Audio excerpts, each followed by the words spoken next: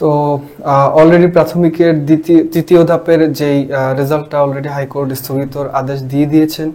তো আজকে আমরা হচ্ছে এই বিষয় নিয়ে স্যারের সাথে কথা বলবো, দেখি স্যার আমাদের কি বলেন। তো স্যার কেমন আছেন? হ্যাঁ, আলহামদুলিল্লাহ আবির, মোটামুটি ভালো আছি। যদিও আমাদের সবারই শরীর খারাপ, যাক তারপরও আল্লাহ ভরসা। তো তো স্যার আমার প্রথম প্রশ্নটা হচ্ছে, স্যার এই যে স্থগিত করে দিল, জি, স্যার এর পরবর্তীতে কি হতে যাচ্ছে স্যার? দেখো আবির, আমরা কয়েকটা ভিডিওতে আমরা এটা বলেছিলাম। আচ্ছা, তো আমরা তো আমাদের দায়িত্বশীলতার জায়গা থেকে এই কথাটা বলতে পারি না যে আপনারা রিট করেন বা এটা, এক্স্যাক্টলি। কারণ পরবর্তীতে বলা হবে যে আপনারা মামলার জন্য উস্কানি দিচ্ছেন। তো আলটিমেটলি যেটা হলো যে আমাদের হয়তো একটা ধারণা ছিল, কারণ যে ধরনের অসঙ্গতি আমরা দেখতে পাচ্ছিলাম বিভিন্ন জায়গা থেকে, যে হয়তো অধিদপ্তর চেষ্টা করলে তারা একটু রেজাল্টটাকে রিভাইজ করতে পারতেন। এখন বাকিটুকু তো আজকে যেটা আমি একটু দেখাই, প্রাথমিকের 6,500 নিয়োগ হাইকোর্টে স্থগিত, অর্থাৎ যারা ফলে মানে যারা রিট করেছেন তাদের পক্ষে সর্বোচ্চ আদালত প্রাথমিক শুনানি নিয়ে ফল প্রকাশটাকে স্থগিত করে দিয়েছেন। এবং এখন পর্যন্ত আমরা বিস্তারিত জানতে পারিনি আপাতত কতদিনের জন্য স্থগিত করেছেন, এটা আমরা এখনো বলতে পারি না। হয়তো বা কালকে যদি রিট সম্পর্কে আরো ভালোভাবে জানা যায় তাহলে আমরা হয়তো এটা স্থগিত করব। তবে এইখানে যে বিষয়টা হচ্ছে যে নিয়োগপত্র প্রদান স্থগিত করেছে, এখন পর্যন্ত ফল প্রদান স্থগিত করেনি, নিয়োগ প্রদানটাকে স্থগিত করেছে। তো যার কারণে এটা যেহেতু আইনি বিষয়, এটা একদম ডিটেলস না দেখলে আমরা বলতে পারবো না। স্যার এর থেকে আমাদের আপকামিং কোনো নিয়োগ স্থগিত বা নতুন কোনো নিয়োগ নিয়ে ঝামেলা হওয়ার কোনো সম্ভাবনা আছে কিনা স্যার? দেখো, এটা একটু ঝামেলা হতে পারে, যেহেতু দেরিতে। সর্বোচ্চ আদালতের যেহেতু একটা কোনো আইনি কার্যক্রম চলাকালীন সময়ে সর্বোচ্চ আদালত তার প্রয়োজন অনুসারে বা আদালত যদি মনে করেন তাহলে সেটাকে স্টে করেন। এখন এইখানে কি ফলটাকে স্থগিত করছেন না নিয়োগটাকে স্থগিত করছেন? আমরা এখন দেখতে পাচ্ছি যে নিয়োগটাকে স্থগিত করছেন, ফলটাকে স্থগিত করেন নাই।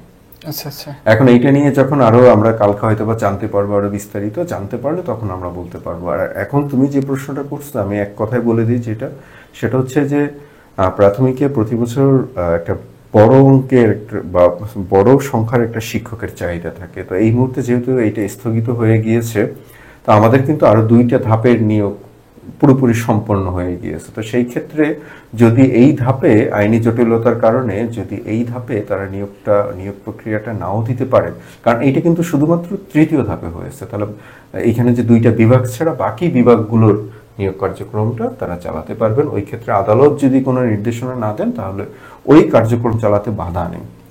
অর্থাৎ এখন যেহেতু এটা আইনগত সীমাবদ্ধতা বা আইনগত প্রসিডিউর ফলো করতে হবে, তো সেক্ষেত্রে তোমাকে ওই 2টা বিভাগ বা তৃতীয় ধাপের অন্তর্ভুক্ত ওই এলাকাগুলোকে বাদ দিয়ে বাকি এলাকাগুলোতে অধিদপ্তর চাইলে নিয়োগ প্রক্রিয়া চালাতে পারবেন, যদি আদালত ভিন্ন কোনো নির্দেশনা।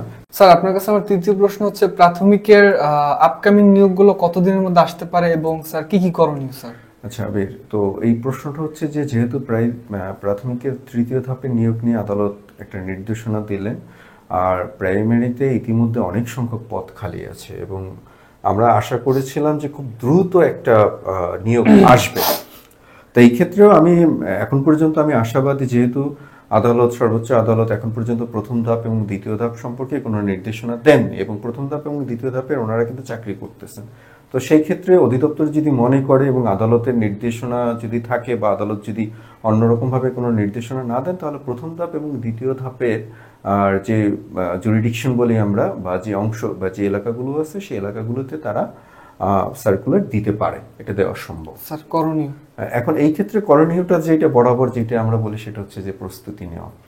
কারণ আমরা জ্ঞানী লোক সবসময় যে কাজটা করে, বর্ষা আসার আগেই সে তার চাল মেরামত করে।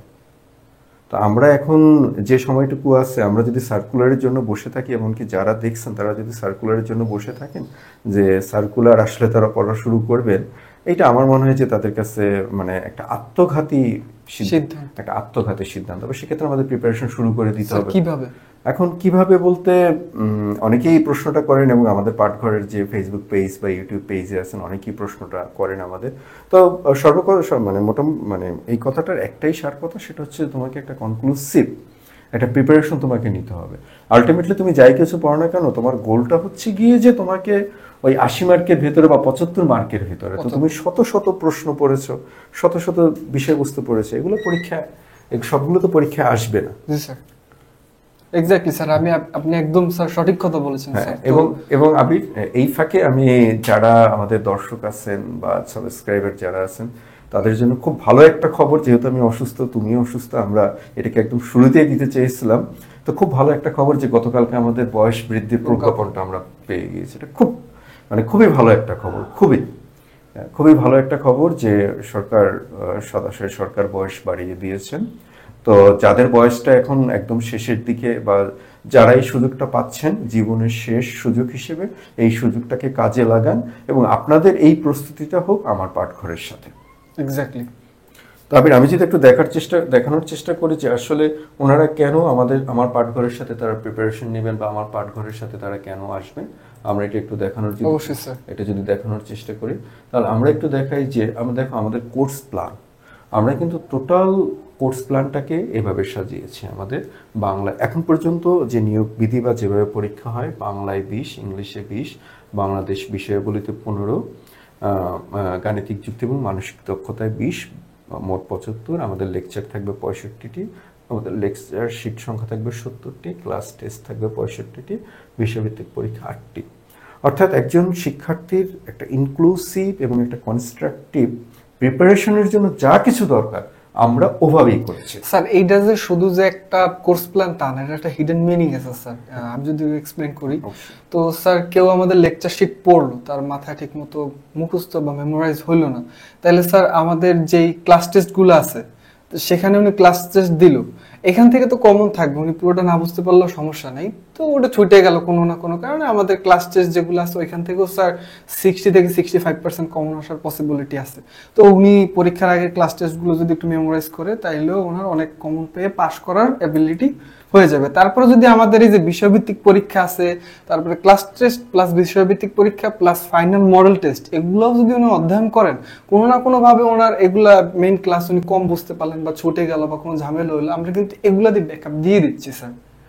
যদি ক্লাস টেস্ট ছুটে যায়, অ্যাসাইনমেন্ট আছে, বিষয়ভিত্তিক পরীক্ষা আছে, এগুলাও রিভিশন দিলে স্যার আশা করি পাস মার্ক চলে আসবে sir. It's not just a course plan, আমরা এটা খুব সুন্দরভাবে সাজিয়েছি। এবং আমরা যখন ফাইনাল মডেল টেস্টটা যখন আমরা নেব, আমরা কিন্তু ফাইনাল মডেল টেস্টটা ফাইনাল সময়ে নেব। এক্স্যাক্টলি, আমরা অন্তত প্রাইমারি পরীক্ষার 1 মাস আগে আমরা মডেল টেস্টগুলো কমপ্লিট করব, যাতে আমরা একটা ক্রিস্টাল ক্লিয়ার আইডিয়া পাই ওই পরীক্ষার্থীর সম্পর্কে, যে তিনি আসলে তার সেলফ কনফিডেন্স কতটুকু আছে। অন্যান্য জায়গায় যেটা করা হয় যে পরীক্ষার 1 সপ্তাহ আগে গিয়ে মডেল টেস্ট দেওয়া হয়, তো এইটা দিয়ে লাভটা কি? আমি যদি 1 সপ্তাহ আগে মডেল টেস্ট দিয়ে যদি দেখি যে আমার পারফরমেন্স ড্রপ ডাউন হচ্ছে, তো 1 সপ্তাহ সময় কি এনাফ সময়?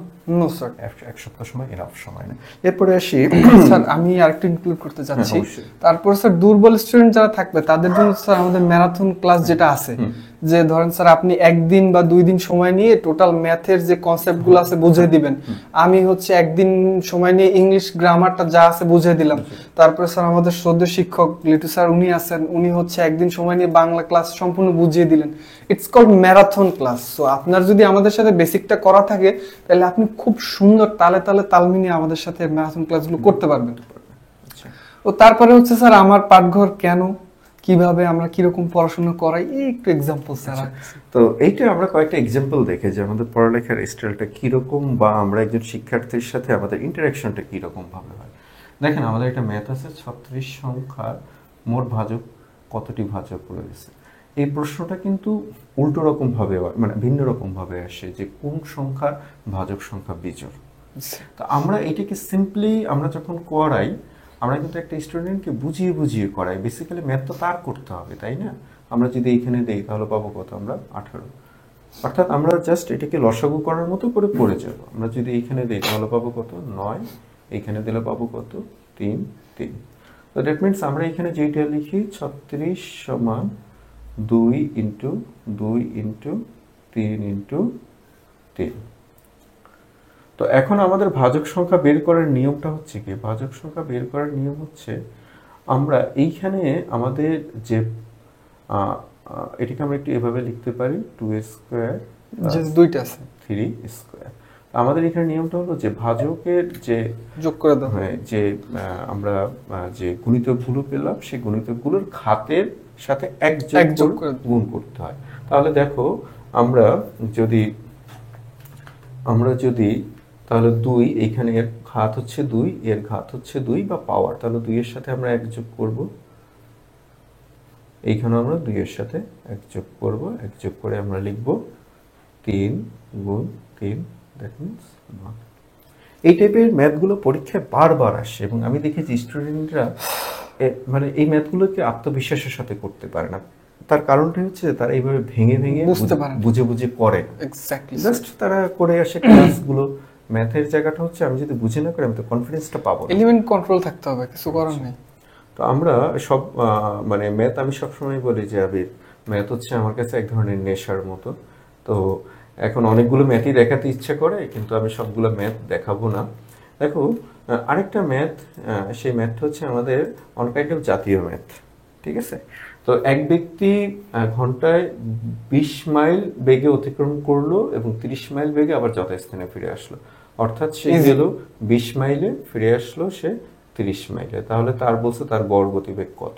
তো অধিকাংশ স্টুডেন্ট যেটা করে 20 যোগ 30 সমান ভাগ 2 দিয়ে দেয়। এখানে যেহেতু গড় করার কথা বলছে তাহলে এটা অ্যান্সার হবে 25, কিন্তু এখানে অ্যান্সারটা মূলত হচ্ছে 24। তো এখন এটা আমরা কিভাবে করব? সিম্পলি এটা আমরা মুখোমুখি করে ফেলতে পারি। এইখানে গড় গতিবেগ বা গড় বেগ আমরা যেটা লিখি একটা সিম্পলি 2xy ভাগ x প্লাস y। তো এখানে 2 কি? 2 হচ্ছে যাওয়ার, আর সরি x কি? x হচ্ছে যাওয়ার, আর y কি? y হচ্ছে আসার, ভাগ 20 যোগ 30। তো আলটিমেটলি এটাকে যদি আমরা করি, কাটাকাটিটা আমি আর দেখালাম না, এখানে আমাদের রেজাল্ট আসবে 24। স্যার আমি যদি একটু মেনশন করতে চাই, এই যে শর্টকাটটা আপনি দেখাইছেন স্যার, এটা কিন্তু এমনি ট্রিক্স না, ইটস নট জাস্ট স্ট্যান্ড, এটা কিন্তু ইচ এন্ড এভরি ইসে কাজে লাগবে স্যার। অবশ্যই অবশ্যই, এটা প্রত্যেকটা ক্ষেত্রেই কাজে লাগবে স্যার। এবং এই যে শর্টকাটটা যেটা, সেটা কিন্তু আমরা মূল অঙ্কটা যদি বিস্তারিত করতাম তাহলে আমরা দেখতাম মূল অঙ্ক থেকে কিভাবে শর্টকাটটা চলে আসছে। এক্স্যাক্টলি। তো আমরা আরেকটা ম্যাথ দেখানোর চেষ্টা করি। এটাও আমার খুব প্রিয় আরেকটা ম্যাথ, এবং পরীক্ষায় আসে, ম্যাথগুলো বারবার পরীক্ষায় আসে। দেখো এই একটা ম্যাথ আবির, এবং আমার কাছে মনে হয় যে আমাদেরকে সবচেয়ে বেশি চ্যালেঞ্জে যে ম্যাথগুলো ফেলে দেয়, ওয়ান অফ দ্য ম্যাথ। এই ম্যাথটাকে আমার 3 ধাপে করতে হয় এবং প্রত্যেকটা ধাপের জন্য মিনিমাম তোমার 3 থেকে 4 মিনিট সময় লাগে। কিন্তু এই ম্যাথটা পরীক্ষায় দেয় যে দেখো একদম প্রাথমিক বিদ্যালয় সহকারী প্রধান শিক্ষক, শ্রম অধিদপ্তর, প্রাথমিক বিদ্যালয় সহকারী শিক্ষক, অনেকবার আসছে, আমি এতগুলো বাড়ার লিখিনি। তাহলে এই যে সিম্পল ম্যাথটাকে আমরা কিভাবে করব? এটা করতে কিন্তু 3 ধাপ লাগে। আপনারা যে কোনো বই খুলে দেখেন, এটা 3 ধাপেই করা আছে। তো এইখানে আমার যেটা বের করতে বলছে, ধার্য মূল্য বের করতে বলছে, ধার্য মূল্য। তা আপনি যদি ম্যাথটা পুরো বিষয়টা আপনি যদি নাও বুঝেন তাও আপনি করতে পারবেন। এখানে আমরা ম্যাথটা করব যে তার ক্রয় মূল্য যেটা দেওয়া আছে 280 যোগ, এখানে আমরা গুণ লিখব, গুণ দিয়ে তাকে যত লাভে বিক্রি করতে হবে 100 যোগ 15 বাই, নিচে লিখবো আমরা সে যত % কমিশন দেবে 100 মাইনাস 8। একদম সিম্পল, একদম সিম্পল। তো এটা সূত্রটা আমি আর লিখলাম না, সূত্রতে বেসিক্যালি তোমাকে আমরা যদি লিখে লিখে করে এটাই আসবে, কিন্তু এটা 3 ধাপ মিলিয়ে আসবে। তো আমরা এটাকে সিম্পলি এত একটা ম্যাথ, যেহেতু এটাকে আমরা 280 গুণ 115 ভাগ 92, তো এটা কি করলে আমরা 350 পাবো। তো এই ম্যাথটা আমাদের কাছে একটা রীতিমতো একটা চ্যালেঞ্জিং ম্যাথ। আমি যখন পড়েছি তখনও রীতিমতো একটা চ্যালেঞ্জিং ম্যাথ ছিল, কিন্তু এখন দেখছেন কত সহজ, মাত্র 2-3 সেকেন্ডে ম্যাথটা করে ফেলা যায়। তবে আমরা ম্যাথের আরও কিছু বিষয় আমরা দেখাতে পারতাম। এই যে এখন একটু দেখানোর উদ্দেশ্যটা হলো, যখন আপনারা আমাদের সাথে আসবেন বা আমাদের সাথে যখন ক্লাস করবেন, আমরা কিন্তু এইখানে যেরকমটা দেখাচ্ছি, মানে এইটা চিন্তা করার বা ভয় পাওয়ার কোনো কারণ নেই যে অনেক জায়গায় তো আপনারা স্ক্যামের শিকার হয়েছেন। যারা মানে আপনাদের সাথে যারা সেমিনার করেন তারা কিন্তু ক্লাসে আসেন না। তো এটা হবে না ইনশাল্লাহ, আশা করি। আমি যেটা দেখাচ্ছি ম্যাক্সিমাম ক্লাসগুলো আমার সাথেই হবে আপনাদের। আর একই রকমভাবে যিনি বাংলা পড়াচ্ছেন বা যিনি বাংলা পড়াবেন তিনি ওই বাংলা ক্লাসগুলোই নেবেন। স্ক্যামের শিকার ইনশাল্লাহ আশা করি আপনারা হবেন না। আমির, আমি তোমাকে একটু অনুরোধ করব যে আমাদের শিক্ষার্থীদের তো সবচেয়ে ভয়ের একটা জায়গা থাকে এবং তাদের প্রিপারেশনের আরেকটা বড় জায়গা থাকে, সেটা হচ্ছে যে ইংলিশ।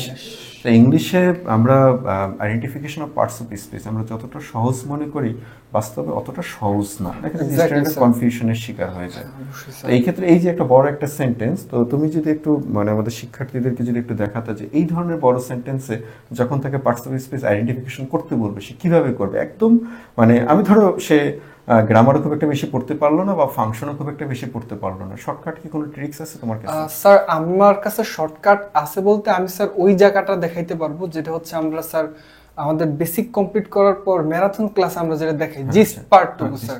শর্টকাট বললে স্যার একটু আইরনি করা হবে, কারণ স্যার শর্টকাটে it's not possible, but gist পার্টটুকু যদি আমরা দেখাই অল্প স্বল্প বেসিক করা থাকলে আশা করি খুব ভালোভাবেই বুঝতে পারবেন। তো আমরা যদি দেখি যে identification of parts of speech, তো এখানে অনেক মানে ক্যাডেটের ভর্তি থেকে শুরু করে হচ্ছে আপনার প্রাইমারি, বিসিএস, এনটিআরসি এমন কোনো পরীক্ষা নাই আসে না। তো স্যার আমরা যদি একটু দেখি যে the newly appointed teacher is responsible for the improvement of student performance. Sir তো এটা অনেক বড় একটা সেন্টেন্স, অনেকেই ঘাবড়ে যাবেন। তো আমি যদি বেসিক নিয়ে কথা বলি যে একটা এত বড় সেন্টেন্স এখানে আমি কিভাবে শুরু করব, তো আমি আগে খুঁজবো ভার্ব কোথায় আছে। তো এই সেন্টেন্সটার ভার্ব হচ্ছে স্যার ঠিক এই জায়গা। তো আমি যেভাবে হচ্ছে পড়াই, তো আমরা আগে দেখার চেষ্টা করবো যে ভার্বের আগে সাবজেক্টের স্থান, ভার্বের পরে অবজেক্টের স্থান। তো ভার্বের আগে এবং ভার্বের পরে সাবজেক্ট অবজেক্টের স্থান বিবেচনা করে আমরা যদি দেখি যে সাবজেক্টের স্থানে একটি মাত্র শব্দ আছে, তাহলে সেটা আমরা নাউন হিসেবে বিবেচনা করব। যদি দুইটা শব্দ থাকে, একটা অ্যাডজেক্টিভ এবং একটা নাউন হিসেবে বিবেচনা করব। যদি তিনটা শব্দ থাকে, তাহলে হচ্ছে একটা অ্যাডভার্ব, একটা অ্যাডজেক্টিভ, একটা নাউন হিসেবে বিবেচনা করব। এর বাইরেও কিছু কন্ডিশন আছে যেগুলো আমরা বিস্তারিত ক্লাসে আলোচনা করে থাকি। তো আমরা যদি এখানে একটা প্যাটার্ন লক্ষ্য করি যে তিনটা শব্দ আছে ভার্বের আগে সাবজেক্টের স্থানে, একটা হচ্ছে নিউলি, একটা হচ্ছে অ্যাপয়েন্টেড, একটা হচ্ছে টিচার। তাইলে আমি বলতে পারি যে ভার্বের আগে সাবজেক্টের স্থান teacher, teacher is responsible, subject আমরা পেয়ে গেছি। এই সাবজেক্টটা যদি একটু কোয়ালিফাই করে সেটা হচ্ছে অ্যাডজেক্টিভ, দ্বিতীয় শব্দ যেটা হচ্ছে অ্যাডজেক্টিভ, তারপরে হচ্ছে অ্যাডভার্ব। তো সাবজেক্টের পর আসে সাবজেক্টের স্থানের পর আসে অবজেক্টের স্থান। অবজেক্টের স্থানে যদি আমরা দেখি যে হচ্ছে ভার্বের অবজেক্ট হিসেবে এবং প্রিপোজিশনের অবজেক্ট হিসেবে দুইটা শব্দ আছে। দুইটা শব্দ যদি থাকে, একটা হবে হচ্ছে আপনার নাউন, একটা হবে অ্যাডজেক্টিভ। কিভাবে, কেন, এটা যদি আমরা বলি যে এই পারফরমেন্স একটা নাউন, এটার যদি একটা বৈশিষ্ট্য হয় স্টুডেন্ট, বৈশিষ্ট্য প্রকাশ করেছে আর কি। তো এইভাবে আমরা পড়লে দেখা গেছে স্যার জিস্টুক বুঝতে পারবো। তো আবিশ, তোমাকে ধন্যবাদ, থ্যাংক ইউ স্যার, চমৎকারভাবে বুঝিয়েছো। আমাদের এটার অর্থটা হলো যে যেটা সেটা হচ্ছে যে আমরা যখন গ্রামারগুলো পড়ি, আমরা যদি এরকম জায়গাতে ইমপ্লিমেন্ট না করতে পারি, সেই গ্রামারগুলো আমাদের টেকসই হয় না। এক্স্যাক্টলি আর স্যার। পরীক্ষাতে এগুলোই আসে। পরীক্ষা তো আমার বলে না যে নাউন কাকে বলে, না স্যার। তো বলে না। আরেকটা ব্যাপার হলো স্যার, পরীক্ষার হলে অনেক সময় আমরা অর্থ বুঝি না, তো তখন এই জিনিসগুলো কাজে দেয় স্যার। তো এই ক্ষেত্রে আপনারা মনে হয় বুঝতে পারছেন, আমরা খুব সংক্ষেপে দেখানোর চেষ্টা করেছি। অবশ্য আমি এখানে লিখে দিয়েছি যে আপনার যদি শুধু না, যদি ভার্বের আগে একটা শব্দ থাকে তাহলে সেইটা নাউন হবে। আমরা এই তিনটা নিয়ম লিখে দিয়েছি। আপনারা এই তিনটা নিয়ম দিয়ে আপনারা একটু চেষ্টা করবেন। এই যে এইখানে আমাদের তিনটা সেন্টেন্স দেওয়া আছে, এই তিনটা সেন্টেন্সে এই যে দাগ দেওয়া যে শব্দগুলো আছে, এগুলোর পার্টস অফ স্পিচ আইডেন্টিফিকেশন করে আমাদের একটু পাঠিয়ে দেবেন। আমরা দেখবো, বোঝার চেষ্টা করবো যে আসলে আপনাদের ডেপটা কতটুকু আছে বা আপনাদের কি দরকার। কেউ যদি স্যার এগুলো সলভ করতে পারে তাহলে প্রবলেম নাই, তার সুস্বাগতম, তার শেখার কিছু নাই। আমাদের সেইটা আছে, কিনে নিয়ে পড়বে, পাস করে চলে আসবে, শেষ ঝামেলা।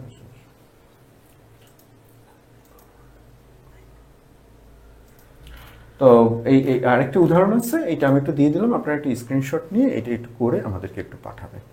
তো এই ছিল মোটামুটি আমাদের আজকে ক্লাস। এবং আমরা আমাদের যেটা হচ্ছে যে আমরা বলছিলাম মাঝখানে আমাদের অনলাইন এবং অফলাইন একই রকমভাবে চলবে। কারণ আমার কথা হচ্ছে আমি শিক্ষকতার জায়গা থেকে আমি সবসময় রেসপন্সিবিলিটি নিয়ে কাজ করার চেষ্টা করি। আমাদের খুব বড় একটা ফিগারের দরকার নেই। আমরা চাই যে কয়েকজন আসুক আমাদের সাথে, তাদের সাথে আমরা যেটা তো ওয়াদাবদ্ধ, আমরা যেন তাদেরকে সেটা দিতে পারি। এবং অবভিয়াসলি আমরা এই যে যা কিছুই দেখালাম, এর থেকে আরও ভালো ভালো নিয়ম আছে, আরও ভালো ভালো শর্টকাট আছে। যদি তুমি সেটাকে আয়রনে বলেছো, কিন্তু তারপরে কখনো কখনো দরকার পড়ে। তো আমরা স্টুডেন্টদেরকে আপনাদেরকে এই কথাটাই বলবো যে আপনাদের উপরে আপনারা ভরসা রাখতে পারেন। তো আজকে এ পর্যন্তই। সবার জন্য শুভকামনা, এবং সবশেষে একটা অনুরোধ করে আজকে বিদায় নেব। যদি আমাদের ক্লাসগুলো আপনাদের ভালো লেগে থাকে, আমাদের ইনফরমেশনগুলো যদি আপনারা সামনের দিকে আরও পেতে চান, তো সেক্ষেত্রে আমাদের চ্যানেলটিকে লাইক, কমেন্ট এবং শেয়ার করে আমাদের সাথে থাকুন। সবার জন্য শুভকামনা, শুভরাত্রি।